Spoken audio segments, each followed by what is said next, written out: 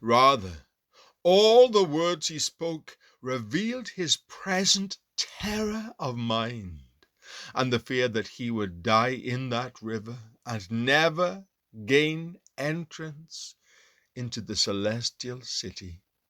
Those who stood by could see he was greatly troubled with thoughts of the sins he had committed, both before and since he became a pilgrim.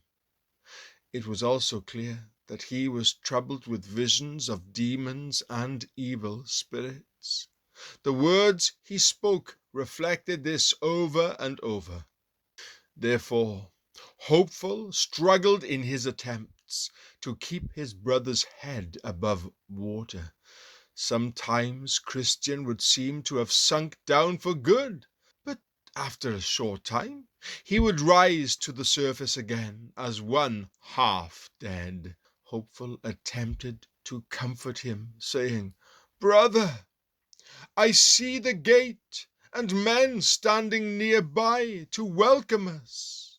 But Christian answered, "It is you. It is you they are waiting for you have been hopeful ever since I first knew you." "And so have you," Hopeful said. "Ah, brother," Christian's face looked deeply troubled. "Surely, if I was right with the king, he would rise now to rescue me. But on account of my sins, he has brought me into this snare and abandoned me." Then Hopeful said, "My brother, you have quite forgotten the text where it said of the wicked, 'For there are no pains in their death, and their body is fat. They are not in trouble as other men, nor are they plagued like mankind.'" Psalm 73, verses 4 and 5. These troubles and distresses you are experiencing in these waters are no indication that God has abandoned you. Rather, they are sent to test you, to see whether or not you will recall the evidences of his past goodness and rely upon him in your present distresses. Then I saw in my dream that Christian was deep in thought a while, and Hopeful continued to speak to him. "Be courageous. Jesus Christ makes you whole." With that, Christian broke out in a loud voice and said, "Oh, I see him again, and he tells me, 'When you pass through the waters, I will be with you, and through the rivers, they will not overflow you.'" Isaiah chapter 43, verse 2.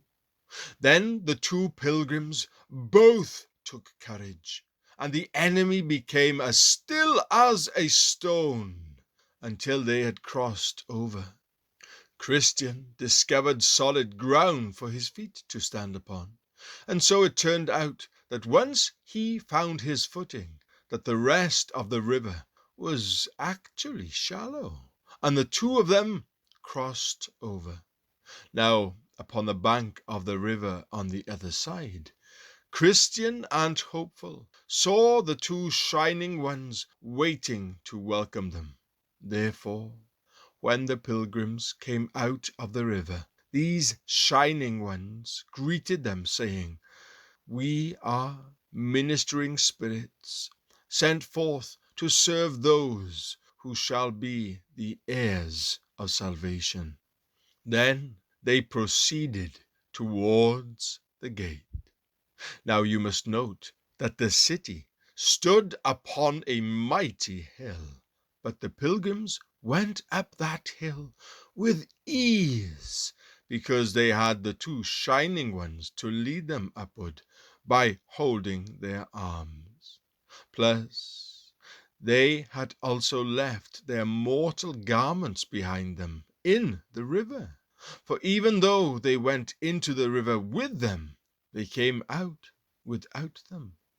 Therefore, they continued to climb with much agility and speed, even though the foundation upon which the city was built was higher than the clouds. So they went up through the region of the air, sweetly talking as they went, being comforted because they had safely crossed over the river and were being escorted by such glorious companions. The conversation they had with the Shining Ones was about the glory of the place. They told the pilgrims that the beauty and glory of it was inexpressible.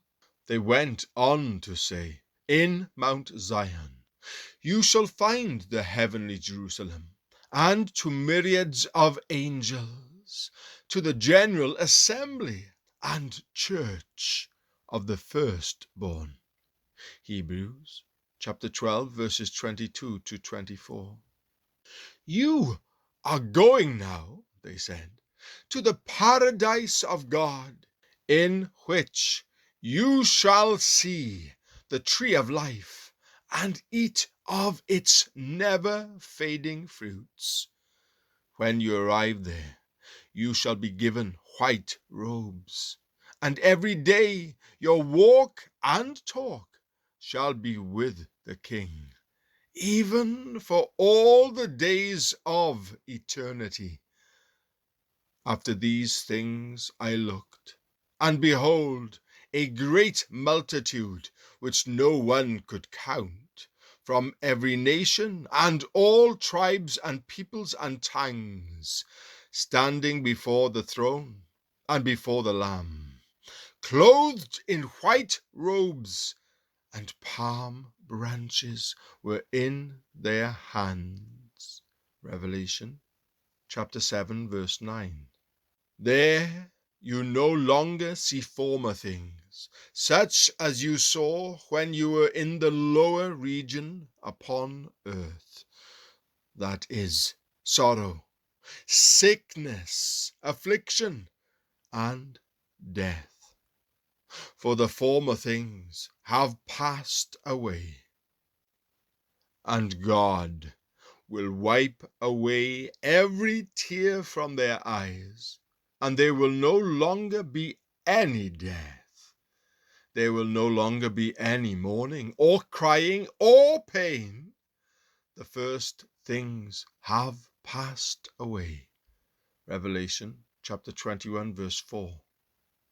Rather, you are now going to Abraham, to Isaac, and to Jacob, and to the prophets, men whom God has taken away from the evil to come, for they are now resting upon their beds, each one walking in his righteousness.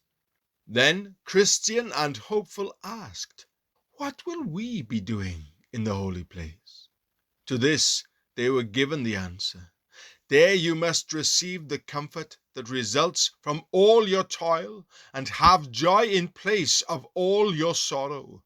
You must reap what you have sown, even the fruit of all your prayers, tears, and sufferings for the King along the way.